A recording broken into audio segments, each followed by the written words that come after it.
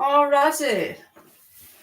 So I'm going to start the ends of the ages and split it up into 2 or 3 parts.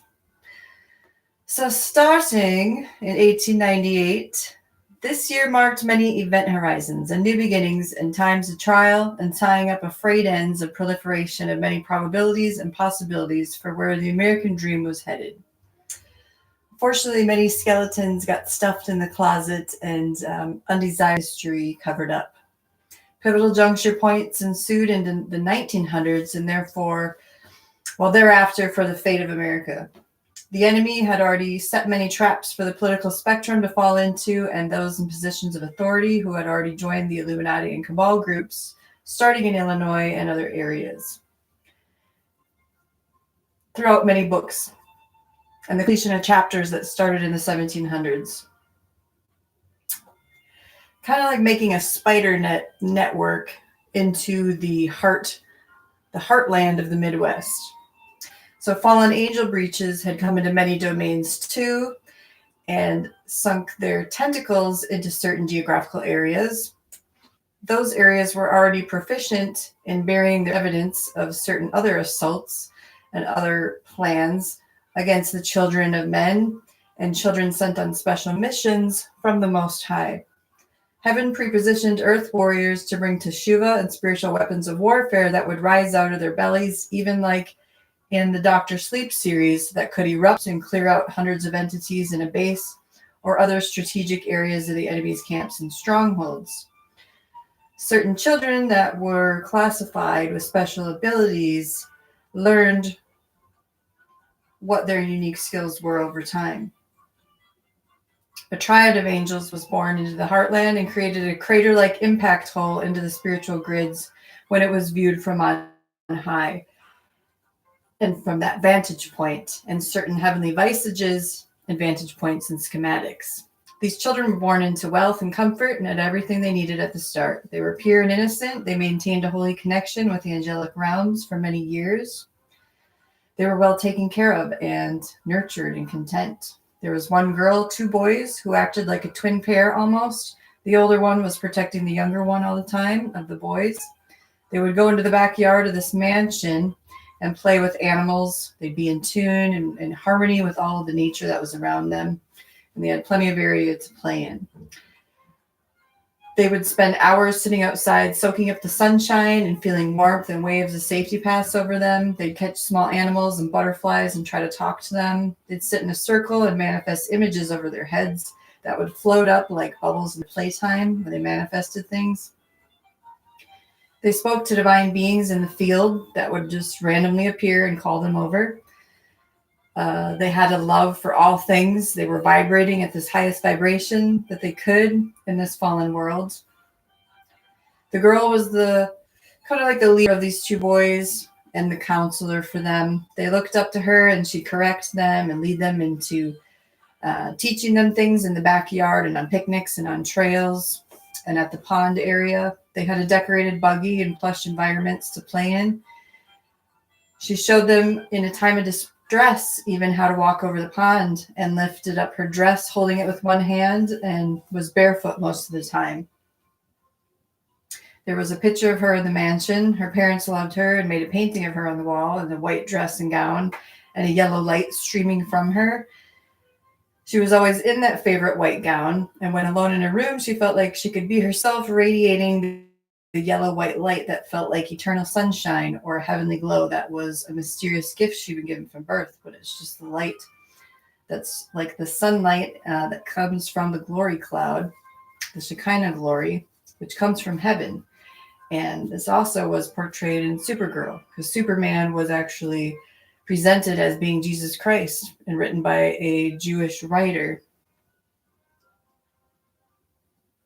So these kids were shy when they were called outside on the steps, especially one day. Their father called them out, had a camera in his hand, and they were trying to hide behind each other. And they were afraid that their whispers, things that they talked about in nature, the secrets of knowledge from on high would be caught on camera or something, or the image that they saw in each other when they were in prayer and meditation. kind of like avatar overlays, like an angelic higher self that they could see in each other that they didn't want captured on film.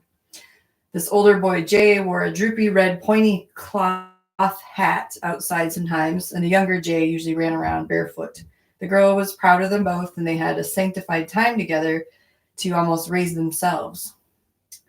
Raised in a preemptive glory light when the windows of heaven opened up for them sometimes. They felt like they were walking on clouds for the first part of their life. Then they had a great river by them on a long and winding road that smelled wonderful in the fall and had many vibrant colors. The road would kick up white dust, and when the mansion was first built, it was like an adventure full of surprises and illustrations coming to life for them. There was a statue made outside of a girl talking to animals.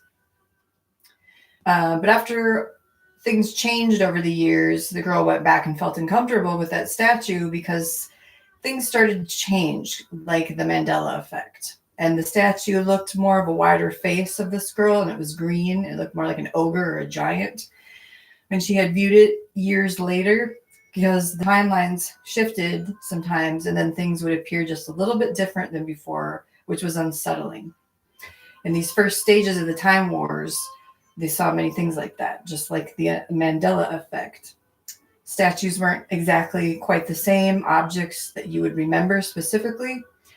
And this is still happening today, like a glitch in the matrix, because of so many schisms that were created and the battles with AI through the time wars, and also due to intergalactic collisions and things that were brought to Earth and opened up in Earth, and Pandora's boxes that never should have been opened up. That had to be dealt with. So we'll soon be seeing the abodes of giants in constellations as the binary universe comes closer into view and heaven is brought down to Earth. These kids knew that if they were in trouble, like the face would change on the statue, it was just a reminder that reality sometimes was hard to deal with at first, because you would want everything to stay exactly the same to hold on to, but objects would seem to be slipping like your memory would over the course of events.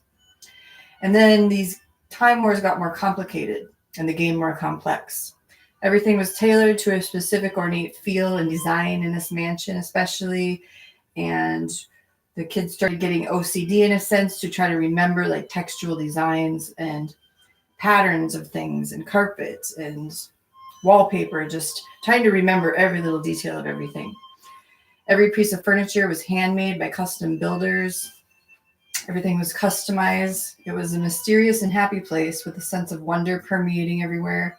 And at times it felt like a sanctuary, and the three kids would have these manifestation parties upstairs with their abilities, and would laugh at each other and be able to speak to each other without words and see what each other was thinking even. They ate peanut brittle like it was crack for kids sometimes, and when other people would come in the driveway, the other kids would run out and greet them. They traded it for toys outside even when it came around. And they got in trouble for this and for hoarding it and putting it into their clothes. And they would go inside and try to speak on this telephone that was sticking out of the wall, that looked like a person's face to them in appearance, because it had the huge mouthpiece that reminded them of a phonograph that was upstairs in the attic. And they slept in the attic. They would go in this hallway and conference with each other when their lives got more complicated, and use that phone to try to call out to another dimension or try to call to heaven with this phone. So they'd speak into this large black mouthpiece horn and called it the phone to heaven, the heaven switch.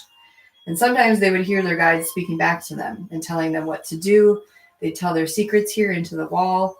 And later on, after some bad people came into the house, they would make these two holes in the wall. And then they used those two holes for listening ports to spy on the kids, trying to like jam a signal between their angel phones and switchboard relay area next to this large window and bench area. So this place felt like a therapy room for them, and it always made them feel better, only it wasn't a game, but it was like a comm system, like an angel radio station that they tuned into regularly. And they felt like they were in a jungle sometimes outside, because the lawn caretakers were slacking for a while, and there was overgrown shrubs and bushes all over the steps and grass up to their knees when they walked around, and the dirt road up there was interesting. It had all these little chimney spire shapes embedded in the rock cliffs that they'd spend time scaling the walls and watched all the additions to the stone fences being made and walls added over time. And it was simple games back then and simple entertainment. The road was white at first when the buggy went over it, and it kicked up all this white dust that they'd clap their hands with. And it was a long climb to get back home, especially up the steep hills and the steps. So they'd exhaust themselves playing all day outside, and then they'd sleep pretty heavily at night. And they preferred to sleep in the upstairs attic room because they had all these oddly shaped sun windows and rooms that enclosed into the walls, and your beds could be put into the walls themselves with these low ceilings. And there was stars and reflections off of all the wallpaper, like sparkles and streams of light. The sunlight would hit the walls and it would just light up the wallpaper and stars and the curtains so that it looked like glowing starlight was just surrounding you sometimes when you were in there, especially on a sunny day. And it made them feel like they were home, like back in heaven, back into the spirit world. They would sleep on this floor space, and it gave the appearance, even in moonlight, of starlight that they could amplify. And it looked like they were lying in a cradle sometimes together. And right outside of this little window area was probably like 7 chest of drawers. And then they would play hide and seek in the chest of drawers. There's stand-up closets and spinning wheels there. One particular window had a sun window that was in a small space where this little red chair would sit. And you would sit in that chair, and then it would have a curved ceiling again, and the sunlight would come into this space, and the girl would just bask in the sunlight there, like she was sitting in a portal of sunlight. And it was her favorite place to sit because it felt like her mind was being activated and quickened in these moments. And the kids would lose time up there. They would sit there sometimes for hours. It's just still and quiet and like in a meditative state.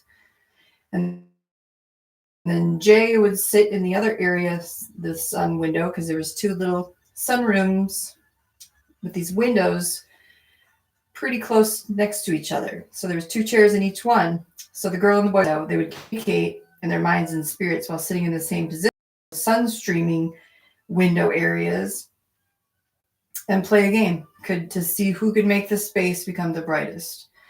The girl would peek around the corner and see how much light was coming out from the boy's space and who could blast the most light out of the sunroom. So they also played a game with a thermometer on the wall to see who could make the thermometer go up and down. And this mansion was full of surprises and fun games and mysteries and secrets. But then over time, the secrets grew darker, and it wasn't so much fun anymore. Tragedy seemed to strike their lives. They had to get serious, and they had a hard time dealing with coming cataclysms that seemed to come in waves from different points. Their parents ended up being overtaken by sinister forces and then taken from them. The mother was lovely at first, but then things changed in her. She started having almost bipolar fits, started yelling, especially in the phone area, saying terrible things to the kids. Her face would shift. She was fighting some kind of spiritual warfare that seemed to be taking over her mind and corrupting her. She was dealing with some sort of mind corruption.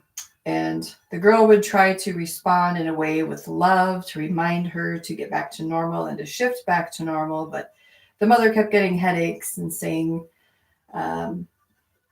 things like, I don't know what came over me. I don't know what happened to me, when these attacks became more prevalent and then ensnared the caretakers and parental figures. So Satan's armies were very pissed off at this time about certain energies that were coming in and being brought in. Because even back then, they could trace energy signatures to thwart missions from high vibrating souls.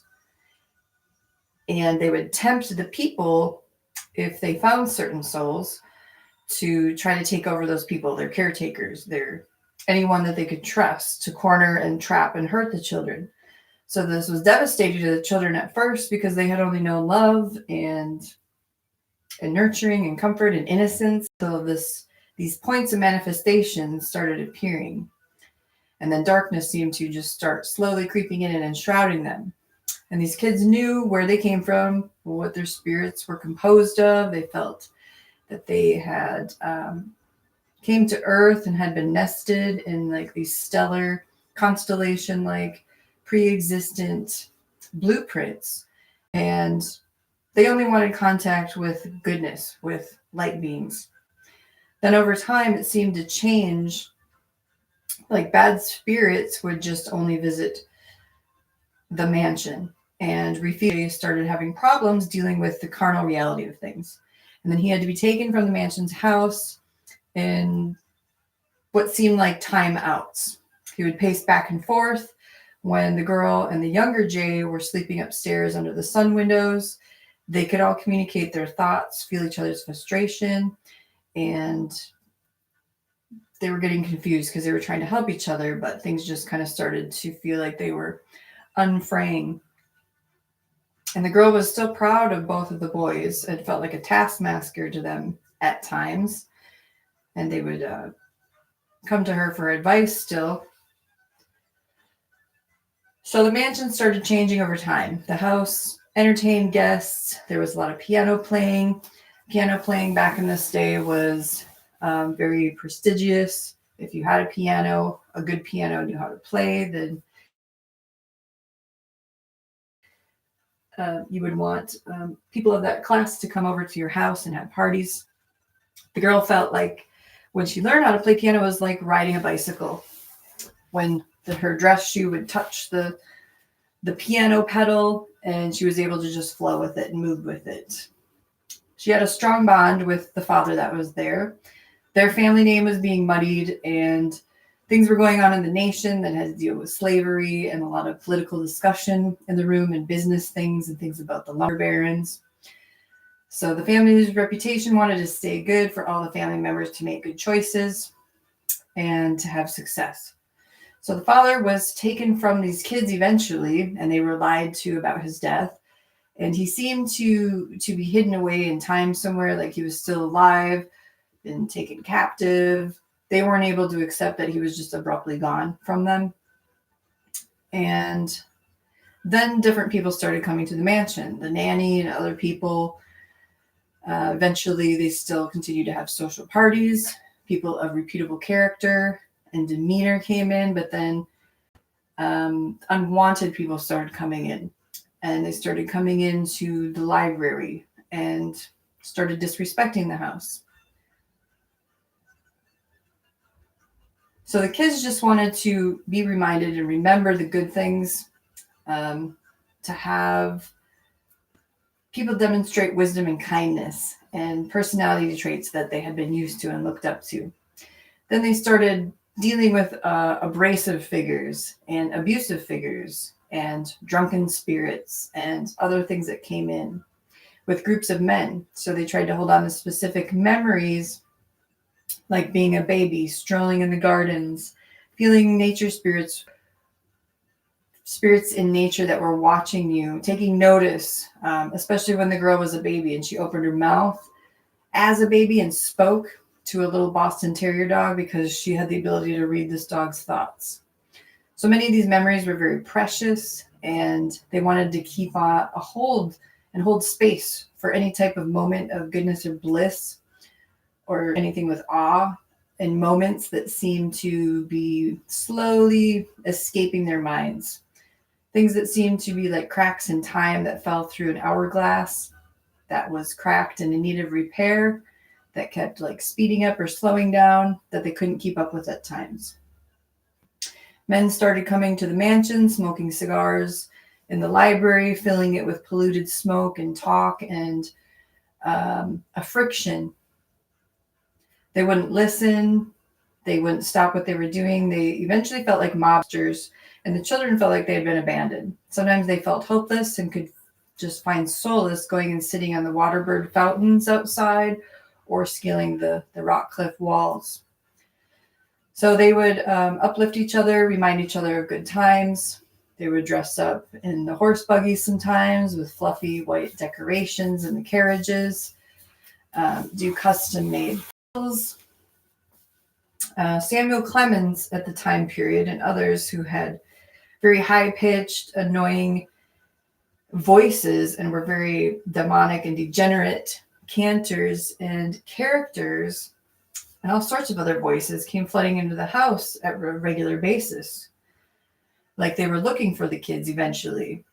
These men were high on substances. They couldn't understand. The kids couldn't understand what was going on at first. They smelled alcohol. They knew the men were abusive. It was devastating to the kids. They would try to hide in the chimney closets. And the older boy, Jay, eventually was sent to a foster home and then a relative's house. And he started fighting with carnal desires and had to be corrected. And the girl and the boy fought even once about it. So the girl eventually goes into this prayer closet time. She pours her heart out to God, what was happening. Like she couldn't fathom why she was going through this. Why were all these things happening? Why did the kids deserve this? She cries out to God to forgive her, to forgive the two boys for anything that they had done. Then a light came in that was yellow and warm, and it appeared around her bed. She stood up, came out of the closet, and talked to this guardian angel who told her everything about their births, the pre-existence, the spirit world, heaven, former selves, who, what they were, the triad of children, how to serve their Father in heaven here on earth for the end times to come, and other things and words that she understood in a quickening in the mind's eye and mental imagery that was related to her from the Holy Spirit. So a lot of things she was relating to. There was transmissions and soul transmissions that were very elating and calming for her. And she was healed and whole. She felt cared for and complete again and came around full circle in that moment. So there was no abandonment anymore. And everything was made clear and purposeful. So she was very excited, but it was hard because she couldn't tell everyone at first. It's kind of like Joan of Arc. She had to live a life with secrets and what seemed to be waves of unpackaging and recalibrating to be transformed into bigger and better things to some kind of endpoint or game that she couldn't yet see. But she knew that was in the making and knew that was there and knew that was why she was sent to Earth for. It was bigger than herself or anything she could imagine. So she trusted and then had regular visits with this angel. Then there started to be more shifts of people who came into the mansion that eventually she recognized as being witches. They dressed up in different clothes and they started dressing the children up in different clothes. And they'd pull this heavy suede curtain open back and forth and it would start manifesting and start shape-shifting in front of them. They would separate the kids sometimes and play these strange mental games and play games about jinn and with the genie lamps and rubbing the genie lamps, introducing them to strange fire, blue fire, occult smoke. They'd make the kids sit at this game table with all these crazy, intricate, custom-made games of wood and little statues and other certain areas of rooms on furniture for long periods of time. In a king and queen chair or a prince and princess chair, they called it. They were trying to control the children's movements and thought patterns. They would switch statues up, rearrange rooms, remove them, and then they would go in they'd see like certain shadows cast onto the walls and recognize whatever spirit was operating through that person before they would come into the room and kind of mentally and psychically protected themselves and cued themselves into what their games were about. So then the kids were introduced into the Sultan's room, which was a very blue fire energy that was everywhere. And then the walls were painted blue. Everything was blue. They saw jinn, high-level magic being done there. They would repel it from their midst without fainting or being touched or tainted by it because it seemed to follow them through the house. The girl would continue to see angels in the music room and other places. One day she saw the angel standing by the piano and the angel told her what was going to happen and that there was actually going to be an endpoint and a release from this trauma. To go what to do. All the kids one day that were there was more kids that kept coming in as the mansion got taken over and became eventually like a ritual abuse type mansion. So all the kids were gathered together in one room and there was about 8 children gathers together there, 8 to 10. There was a piano in one corner, and then there was a harp in the other corner of the music room. And this music room had very nice tapestries, even overlaid on the piano. And the girl would always go by and feel the cloth and the tapestry. The beings who were kidnapping children at this point would take them up into that room and think they were going to get away with whatever they wanted to do. Trying to get the children to play with gin fire, trafficking them to the next town. These leaders came into the music room and sat down on the couches. And these were green couches, they were very plush. They thought they were going to hurt the children this day, but then heaven had a different plan. And heaven actually had a secret, stealthy weapon that it had brought in that day. And it was like an ancient relic. So the children stood in this line in front of the kidnappers that were sitting on the couches, that were about to wreak havoc in this room, and looking at them like they were smiling, like there's nothing the kids could do about it, like they were going to devour them. They're so prideful and presumptuous and preemptive. So their plans got thwarted. What happened is that the angel shows up seated at the harp, stationed by the harp with this golden hair and this glory light streaming from this angel. The angel looks over at the oldest girl and nods to her. And the girl looks back at the angel's eyes. And then when the angel's fingers strike the harp chord, these supernatural scalar waves of energy get sent out into the atmosphere with these crackling sparks of electricity and other elements that seem to just all spiral together in this holy crescendo. So the girl opens her mouth right when the angel touches her fingers on the harp string, and it was like this domino effect, chain reaction, because all the other kids next to the girl in line opened their mouths up, and this shout came from each one of their mouths. Like they were horns blowing out of their mouth, heavenly chords and notes that they weren't controlling with their own bodies at that moment. So it was like this wave and wall of energy just crackled through from the harp strings, and the angel energy mingled with the children's energy and the heavenly harp weapon, and it just pushed out from them their beings like a wall. And then that wall of energy just hit the people that were sitting on the furniture and those couches in front of them. And those people were looking at them in terror now, these children, to realize what was happening. And they knew fully well that not one of their hands could touch God's anointed. And these beings were seized with the energy hits, and they fell onto the floor and were writhing in pain and agony. And they were decoupling from their bodies and letting out these abominable cries while their bodies writhed with these burn marks. And black blood started coming out of their orifices.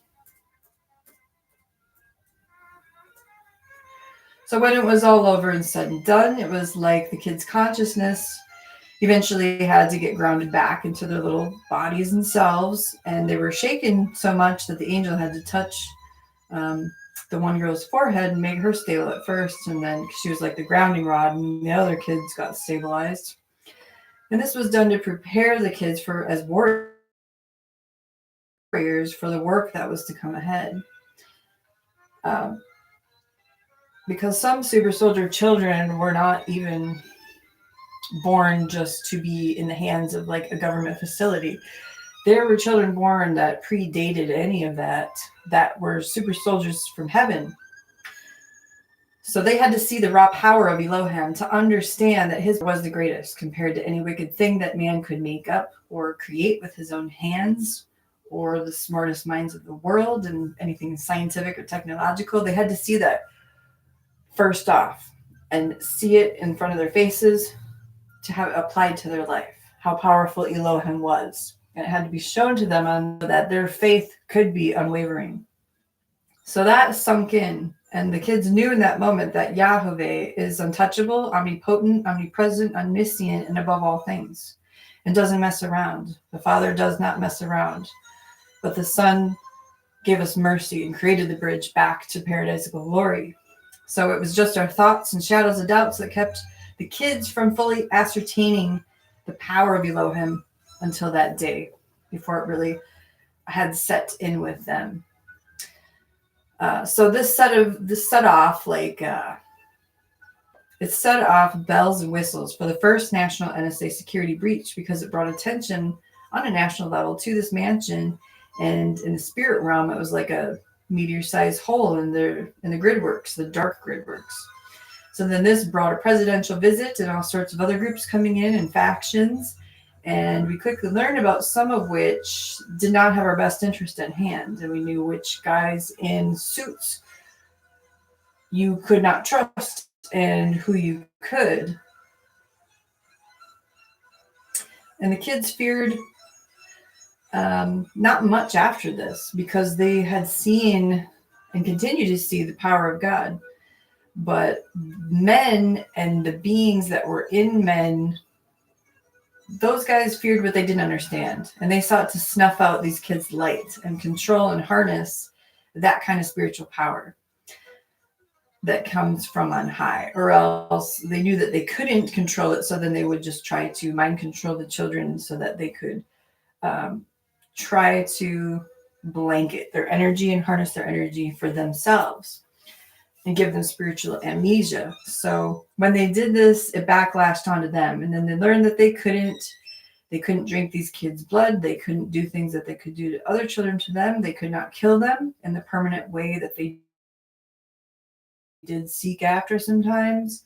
And it infuriated them, because the kids could repel these people off, and they could only brainwash them to a certain extent and manipulate them into forgetting that their blood could hurt these beings and was actually considered holy blood. So their only way to deal with these kids in these first Black Project situations was to keep them docile and try to continually keep them in a state of forgetfulness constituently, so that their plans and the Masonic grid work could continue to roll out its red carpet and be laid out layer by layer, while the kids were fighting a different spiritual battle that had all the real power by submitting and yielding themselves to the Most High, who shows you line of, and that His word is actually a weapon when it's dwelling in you, in your heart, and His spirit is in your spirit, and His spirit is in your soul. So Mark Twain's family was a big part of this time period, and his family was a coven. They were pedo murderers. The mother was drugging the kids and teaching them dark arts. The kids would go into caves at night and gloat at the decapitated little girl's head that they killed in a glass tube and would stick it back in the cave wall for fun. And the whole city was built on human remains and ruins and bones. So it was basically all those hills and houses are built on graveyards. The whole town was obsessed with keeping so many things under the rug and hell-bent on promoting this illusion as some kind of innocent fairy tale relic of American history that just didn't add up when you looked into the blatantly disturbed history of the era and these areas, because there was axe murderers. The stories are crazy in Hannibal. The kids actually let a man burn to death in the jail while they watched him, like Children of the Corn standing there outside looking at the jail cell bars as this man was asking for help. I mean, they even handed him the matches in there, and his hands were melting off the bars. So these were not normal kids. And then the followers of this cult became Twainiacs. So they let a friend of theirs drown in the water too in front of them as they cast a spell on him in the creek and in the river. It happened again. They watched him sink, made fun of him. Then they shot people, stabbed people. They were on drugs, opium, drinking at a young age, beating each other up. And it's why I hated sitting at the table, also doing a silent film in 1909 with Mark Twain saying hateful things to him between sips of tea. Because they tried to make this little video of him and his daughter having some type of good relationship or something, which never happened because she hated him too, and he was a perverted asshole who abused everybody and multiple children. And he looked like an insane man when you looked into his eyes. So the town also covered up other histories of a guy that killed people with an axe in the face. And Walt Disney, makers of Oz, Twaniacs, all these guys were all linked together with Freemasons, of course. And they made sure that we suppressed the truth of their nefarious activities and startups that made us assist in documenting false reality streams to hide the truth. They were making this series called Riverworld about some of these events and being off-world and tortured in various places in time, but it never got the success of being in the public programming zones the way they wanted it to. Because some things we could stop with our energy, like a ride that was a representation of something about us, or things like an amusement park ride that they would try to name after you or something, and you could stop that from happening. And not give any implied consent and stop making any agreements with the enemy.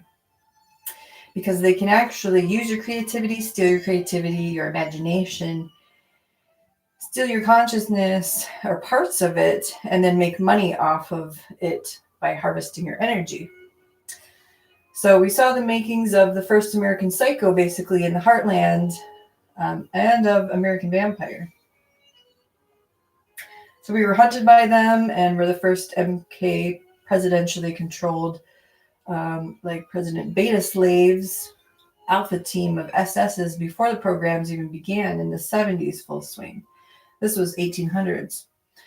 Because of the event in the upper room of the mansion, it sounded off national security bells, whistles, alarms, attracted many demonic elements into existence, and then became a fight to even survive. So that caused the first NSA program to be running in the early 1900s. And instead of a Marilyn Monroe figure in the Art Deco pinup style image, it was more like, at first, I was called Mary, or not Mary, sorry. It's called Kate, and was a beta slave in this bonnet and old-fashioned clothing, pulling up in buggies to various mansions. Like you go to governor's mansions and different things like that.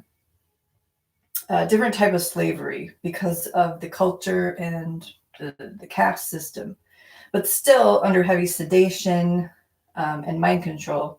Not to mention time travel tech, which was an ancient process, like the most advanced weapon technology Earth's ever seen, that was used in the days of the Ark of the Covenant. I would consider the harp something like that, but the Ark of the Covenant, of course, was way more powerful. But the interesting thing is about the Time Wars is that they could actually put cybernetic material into somebody that could jump bodies, and then that person could actually try to send out frequencies from their brain in a different time period. So then you're dealing with different decades of different tech that would randomly appear and shouldn't have even been in that decade or time period. But if you were in the time travel program, you would recognize it and know how to combat certain things like that would show up and be dealt with. But the initial stages of the old-fashioned time travel program were more like pocket watches, and before radio, before TV, it was organs and time.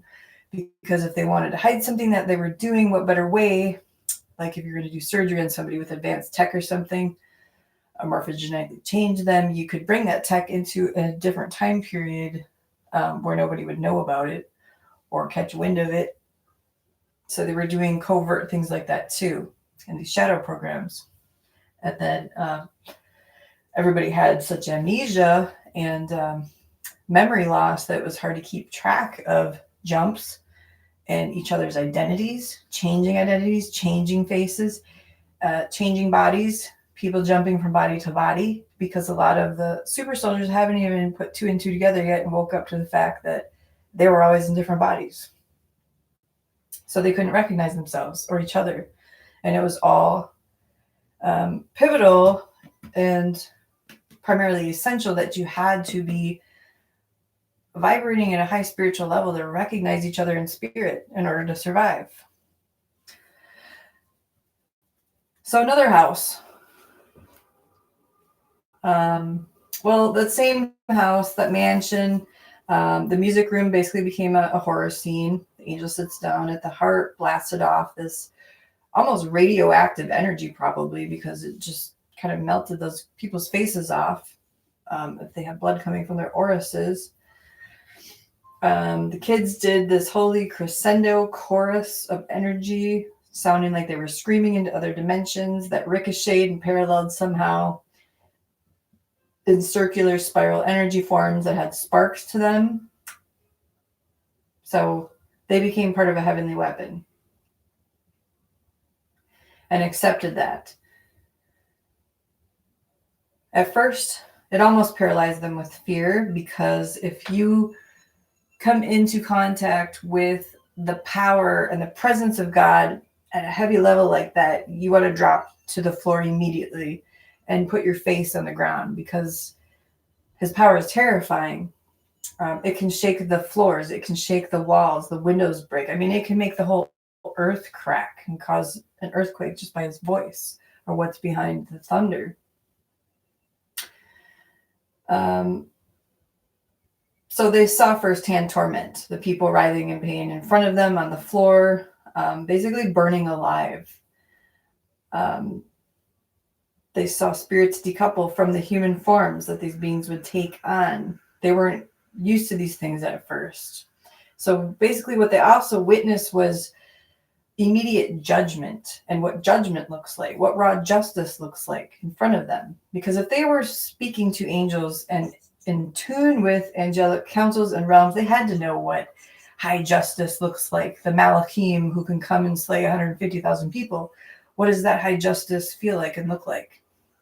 Once you see it, you would never not recognize it, or God's signature or his hand working in anything in life. So it was before their eyes. Their scales fell off their eyes, their hearts.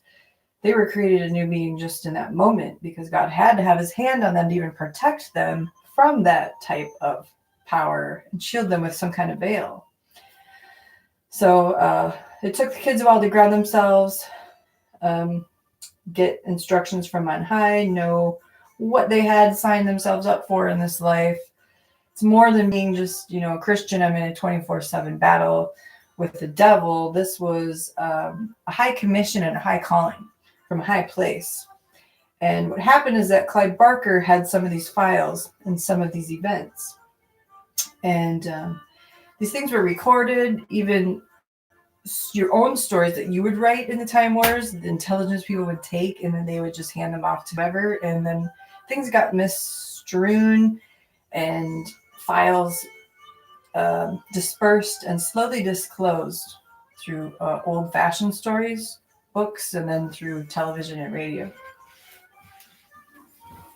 So the beings that were in Hannibal, they were Hannibal's cannibals. And Twain's family were pedivores that had conspired to take over other areas and thought they were going to get away with it. And they were a blight. They needed intercession and intervention to stop this decay from spreading. They were like a cancer. The Clemens family met the Skeksis beings in the cave by the red rock that looked like a bird head. And every time we would go in that cave, there'd be somebody in a rocking chair sitting outside the cave guarding it and chasing us. So this Twain cave became the Time Cave, and we'd be in the cave, it felt like hundreds and hundreds of times, knowing every corridor, every angle. There was like secret doors in the cave. It became this game, and inscribing your name on the wall, trying to remember what your name was. Different people taking you into the caves at different time periods, coming out in the lighthouse from the bottom of it, opening the door. So many adventures with the Time Cave. But the Skeksis were real beings that came out of the rocks there. And they called themselves a name that started with an R. And it was later coded into Roger Rabbit and other things that had the symbols RR. Alice in Wonderland even had on the Mad Hatter's hat, and the subliminal message is a red R flashing. So we do other things like using, we went into the White Crystal Cave, and we actually met other beings in there and had to fight them and their stash of black crystals. So there was a crystal cave and a black crystal cave at the time, and then a white diner called the White Crystal right next to the White Crystal Cave. So then we used the white crystal from the White Crystal Cave that we had gotten in the times of Jesse James cave explorations and Jesse James days to mess up the Skeksis stash of black crystals. And I had a hard time eating any type of meat during these time periods because of all the things that we saw. We just swore we would never eat meat again. We were actually bulimic at times and throwing up a meat if we did eat it, just to feel somewhat clean because we saw the things that people were eating. The Twain family met these beings in the cave because it was basically like the Twain's cave, their own personal little dark cave at the time. And they were making agreements with them and doing their bidding. And these interdimensionals were using the Twain family to meet out their purposes. And that's why there was so much violence and murder in this little town. And it was disgusting because we would time travel and be actually in Mark Twain's house, seeing the kids and how they were reacting to each other. And the mother would just let the kids beat each other, filthy. She was feeding them strange meat and then going into the caves with them at night as a family time, a family event. So they were all possessed basically and demoniacs because they were also ingesting high quantities of opium and fed opium to the dog and killed the dog even. So they were like a family of inbred serial killers. And Quincy Adams' mother was basically the same type of woman. Back in this time period, there was many, it's almost like they were Woods clans of these types of people and the family of Skinners who lived up to their name, which is a name that was also put into X-Files that has some validity to it. So Hannibal, mounds of bones, houses built on their stashes, tunnels underneath the city. Many people were infected, strange murders, the guy who stabbed his own family with axes. The level of evil that was in that town was just pure possession. And the house was later torn down because it was just this lingering stain of the past in the town. It was like an embarrassment to people that drove by it and knew about it. So lots of remnants are found still in the history museums. They have a mirror from that house that they also used on the OA series as well. And that's like an imprint of past events that's held in that mirror and shelf that also contains these little objects. But in the Skeksis cave, there was this huge red pool. And what this red pool was, it was like mounds and mounds of this red dust that they would blow, kind of like the zombie dust, scopolamine. But it seemed to be just like this thing of like dried up blood and other elements that were mixed together because it smelled like high levels of copper were coming through the cave hallways and tunnels. So the beings coveted this area and they'd smear the powder on themselves and on their faces and on their skin and onto humans who interacted with them, like painting them and marking them and putting red handprints on the wall. And some kids' hands would start to turn red when they were marked.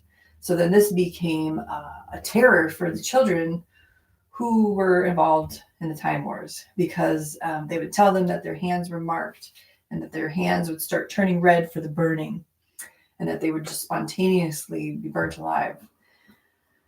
And the kids had seen furnaces and other things in the chimneys that they would use for burnings. So they knew that that was a reality. So that was kind of a control measure that they would tell the kids that their hands would turn red and they'd be marked for the burning. Cursed to burn, basically. But this could be dispelled, though. And all you have to do is break through their lies. They would blow this red powder dust in the air, and these beings were very dependent on it. because it helped them manifest into these dimensions and get a foothold here. So we could put our hands over this red powder and energetically neutralize it, though, which infuriated them. And it was like, it was just like messing up their pile. And it was like adrenochrome that they use nowadays in vials, like Satanists wear it on their necks and baby bones and make necklaces of certain things. But this powder was specific and from a specific source. And it was way back in the cave in a certain area that was also by a pool of water. So when they mixed the pool of blood and dried it out and stored it into these black crystals, it was their life force and their stolen essences that they hoarded and cataloged, because they live off of dead energy and stolen life forces. And they're like dead gods to people, these dead bird gods that all stem from like Egypt and the black holes that opened up there. So we saw this at another place too, and we drew energy in this other place from nature and tree roots that we put our hands on. And then the programmers would actually retrace our steps and things that we did like that, and cut down trees even to try to de-energize us, or try to not let us have a advantage. So in the caves, we could put our hands over the pool and the mounds of red dust well enough so that eventually it disintegrated the powder. And then at the end of these cave wars with these bird entities, they ended up getting sealed back into the cave wall through the matriarch first, because she had to be dealt with first, and then not allowed to operate here anymore. So that's part of the reason why the dark crystal was so disturbing for so many kids, because it was based on real events. And there was a house that they also came out of in Quincy. And the Cabal leaders who were fallen angels also used things against us, like our initial first happy memories, using like a clock or a picture on it to fully accept their lies about our upbringing, birth, soul identities, until we became splits and alters and into their program. And the man that programmed me would take certain objects like a hat, put it on a bed, pretend to be initial first caretakers that you trusted, distorting any good memories through torture, rape, breaking the mind down, isolation in different rooms in many, many different mansions.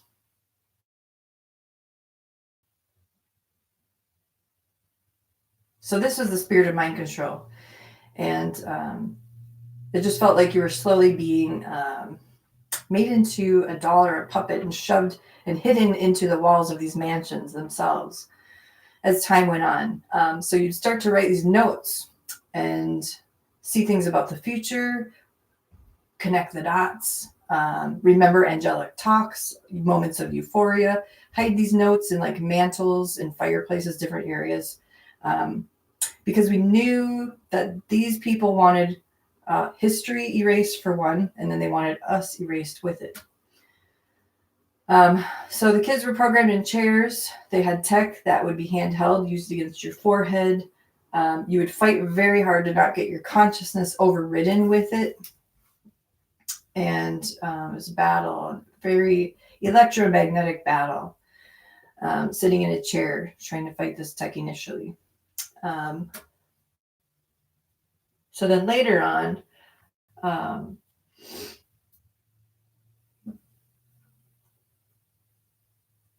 it's like we were very despised by various nefarious groups of sketchy old men who would just stare at you and hate you and just have this like evil contempt against you.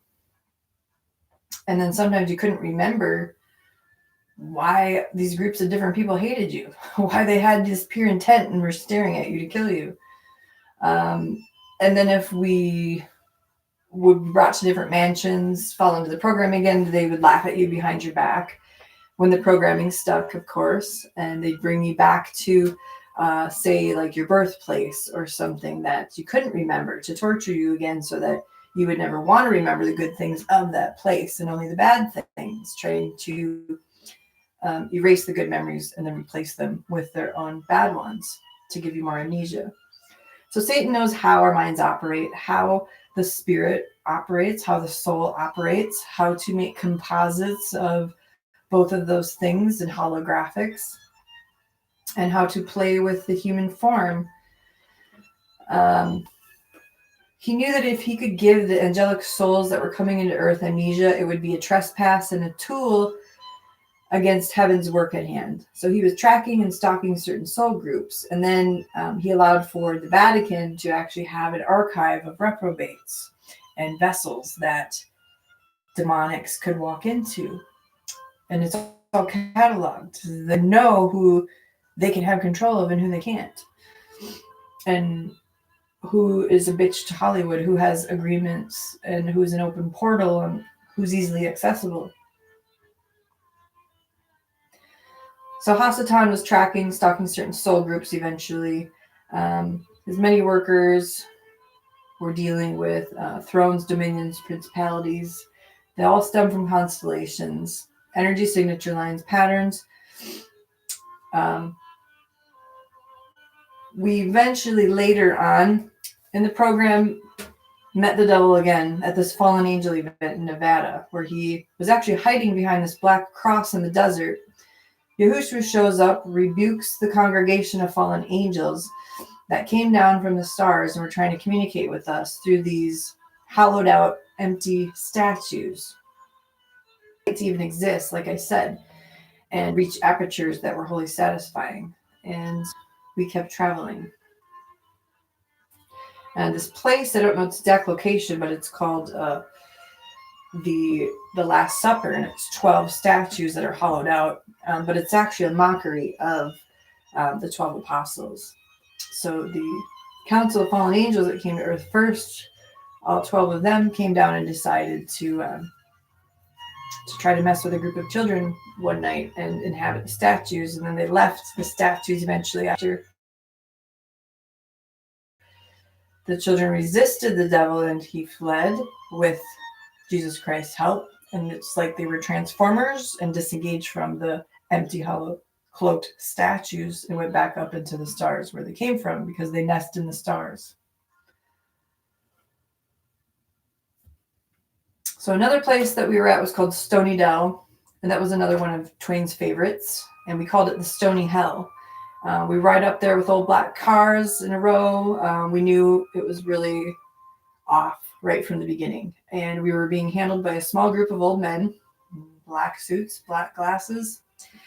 They had kind of like 1930s hats on. They'd park their black cars side by side in the parking lot and talk to each other and have me take pictures of certain things. They had the time tech, and this place was really hard to process at the time. It had this slide put in. Stone walls were designed to hold a certain amount of people that they had trapped there in the pool. They placed a huge upside down pentagram on top of the pool to mark their territory, show who they were. They built these small rooms on the side of the pool up high at 2 or 3 levels so that you could look out the glass windows and view down into the pool events that were private parties. And we were trapped behind these windows, having to view out of them while they had prisoners in there at first. So we felt like these caged inmates in those rooms, trying to get out at first, listening to the horrors that went on down below in the pool.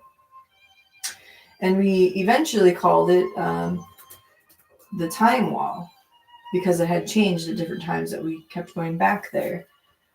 And then they eventually took that whole wall down of rooms, and we destroyed the rooms. So at first it felt like we were falling apart. I was hiding behind some smooth stone wall entrance point after you go under this arch that talks about the springs there. I was surrounded by crocodile looking entities in the woods that could basically like smell you and look for you.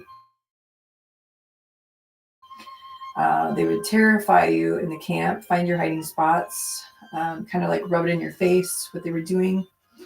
And I found some private time. I prayed. I told God I couldn't do this anymore, because you could just feel the reptilian presence looking for you a lot of times. So then an angel shows up again, gives me strength, told me what we were designed for. We were designed for these things. We could handle it.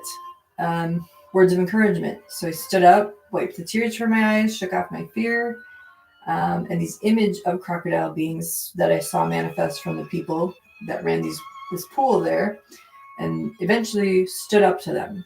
The scriptures do talk about these beings, and it was very traumatizing at first, understanding shapeshifters, how they operate, what the hell they were doing here on Earth.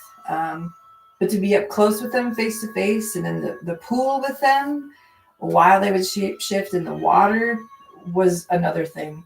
I don't even know if words can describe what that looked like, but it was very bizarre because their faces do elongate. They would stealthily swim after somebody, and their mouths would start elongating. Their eyes would turn red. They would attack their victim in the pool. And there are a couple Bible scriptures about this, about refusing to hear the tune of the charmer who skillfully weaves his spell. And it says, "Oh God, shatter their teeth in their mouths. O Lord, tear out the fangs of the lions. You break the teeth of their young lions so that they don't have a chance to even grow. May they vanish like water that runs off. When they draw the bow, may their arrows be blunted.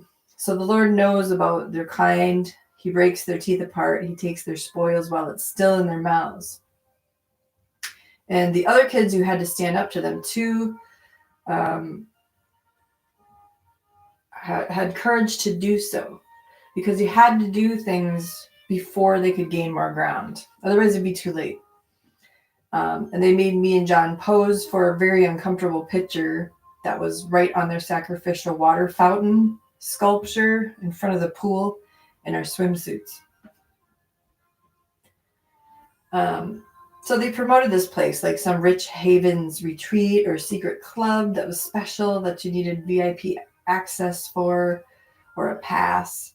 Eventually actresses started coming there.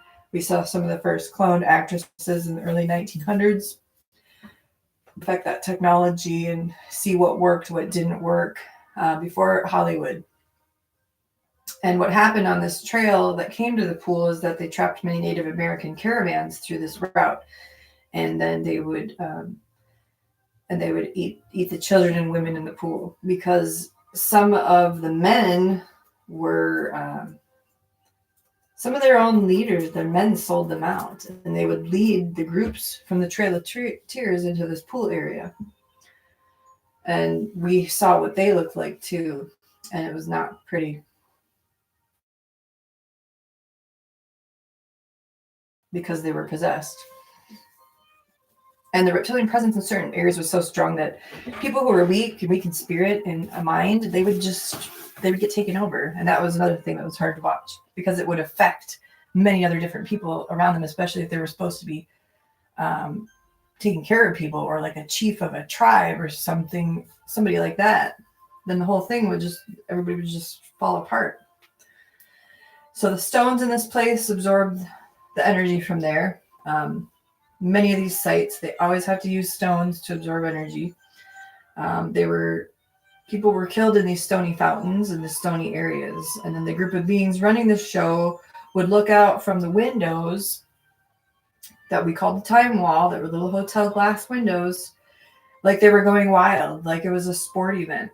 Like they'd look out from the hotel windows and cheer and stick their heads out. Sometimes the Native American men who brought the Native women through the trail, like I said, would get possessed and taken over.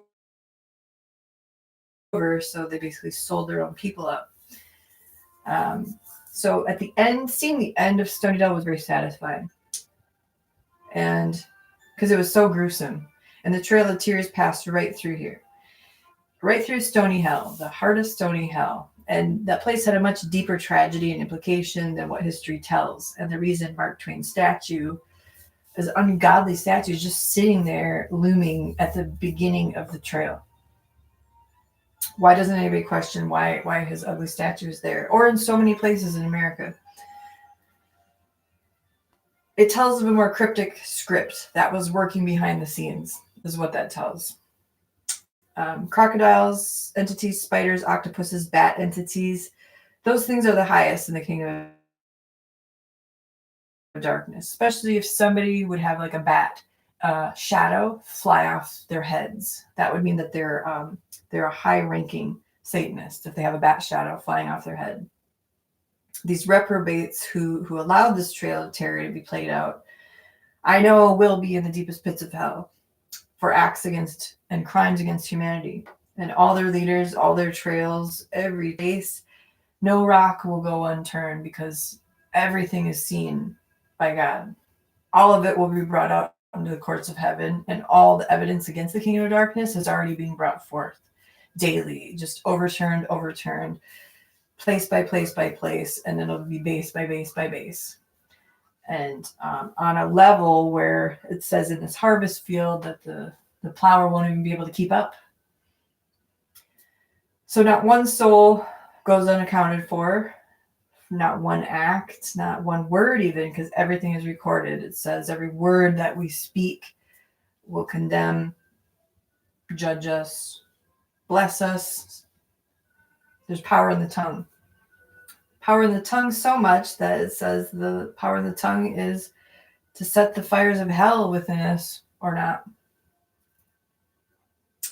or to put them out.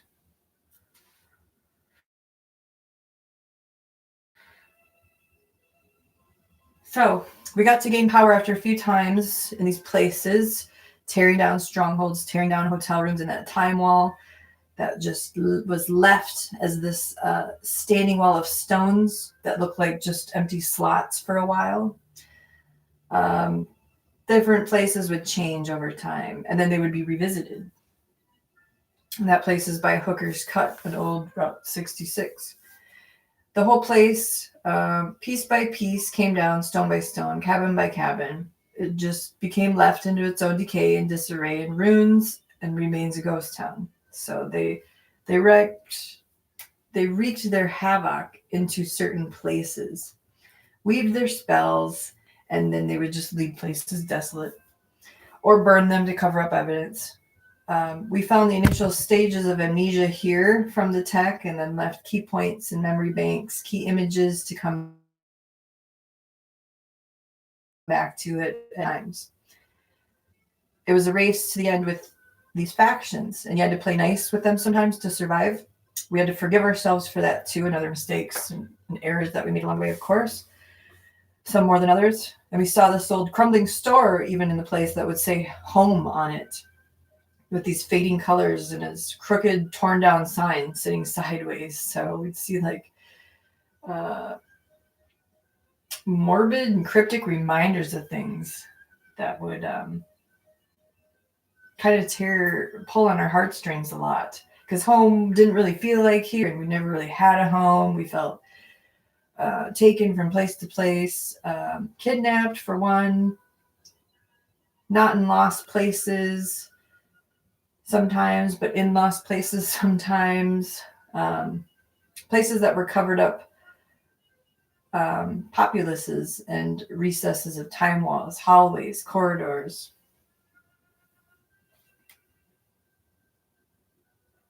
But we had an anchor point that was solid and secure and stable. That was, it was past the stars, fastened to the throne room in heaven itself with Yahushua, who knew about our existence, loved us, whose blood washed us clean continually, and whose love showered out onto us that made us whole.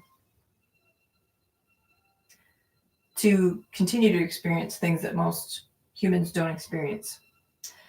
Because he's the only righteousness we've ever had. It was nothing that we could generate on our own. It came from an external source that wasn't integrally woven into us to reach, to draw from. We had to draw from the living water, which is him, to drink from when our souls thirsted, when they lingered, when our spirits felt like they were perishing, when we didn't eat and threw up. He'd feed us spiritual bread because he is the bread of life. It sustained us. A little north of this area was a hotel in Arlington, and they had a system, many systematic places set up, many train stations, many ways that they operated. Black cars in front always. I stayed here sometimes and called it the house with two eyes because the top of this old hotel had tall peaks with windows that had a spiral design in them like fans. And from the distance, it looked like almost like a robot house hotel looking at you. and this was also a pickup and drop off point. And then you'd have these way station points where you'd just be left somewhere for like a day or two, and then you'd like feel like you had a room there that you would claim as your own or something. And then you'd remember a certain dresser or a certain brick wall that was in a place, until somebody would come and pick you up. So certain things became rote and en route. And other places around this area were bloodland that had many Claven wars and creature and monster cemeteries. More bloodshed, Times Beach, where people went Looney Tunes and had this flesh-eating virus eat them alive and their faces melted off. We had to have injections to even go to this place. The people there went insane. They tried to knock the water tower down even just to get clean, because the whole town was toxic. The town eventually got cemented for doing strange things like that. A lot of the Time Wars training was teaching you how to fight, going back to the